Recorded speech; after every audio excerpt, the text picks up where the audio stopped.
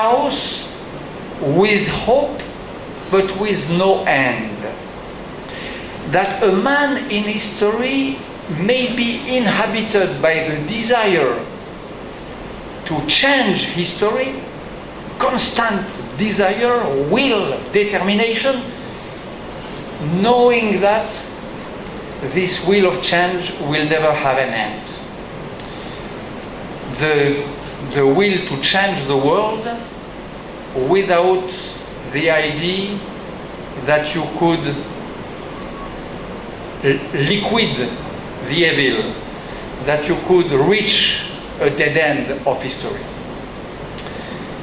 And then probably took shape in my mind at the encounter of all that, the idea that there was a possible commitment, which was at the same time pessimistic and optimistic, which was at the same time with no illusion as the idea of paradise on earth, ideal government and so on, but nevertheless trying with hope, and the hope not being the hope of a perfect society and so on. And then took place in my deeds and in my words a concept of commitment, which grew from book to book after that, but which probably this experience here was the first step. There is so many things which I understood in Bangladesh. I understood, for example, how the horror of the war. I understood how the tragedy in the war might be not the dead but the wounded, that the tragic is the wound. I understood how the intellectuals as such could be a target, that they could be the enemies of a fascist regime, of the absolute enemy. I understood how the women were as such on the front line of the barbarity and of the fascism of Pakistan at this time.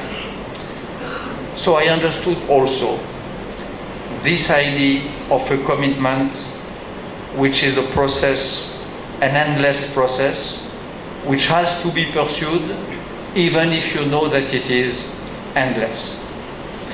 And for me this idea is the exact opposite, the best reply to what was so bad and so false and so disgusting in the Mallarmé, Althusser, Malaparte, aventurier and revolutionary temptation of the West.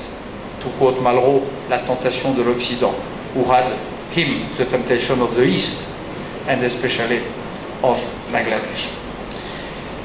So this is the idea of commitment and link with philosophy, which led me all my life. Now, last word before giving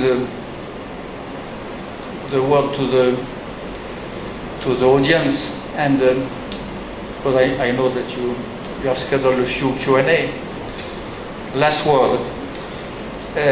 I don't want to finish without telling you also that I am not only moved by this return to Bangladesh, but I will go back tomorrow with some fresh committed ideas. I will go back tomorrow because I am made out of that, with this wood. When I come somewhere, I cannot but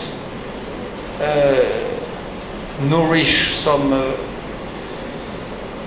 new commitments and some concrete projects. I had one or two feelings since I'm here. These feelings are more or less that Bangladesh, thanks to its partisans, to its freedom fighters, thanks to the father of the nation and of the Mukti Bahini, Mujibur Rahman achieved a great revolution, which is the liberation of the country. That Bangladesh achieved in such a short time a revolution of which I would like to be sure that all the young people of this country know how rare it is, which is to build a state in such a short time.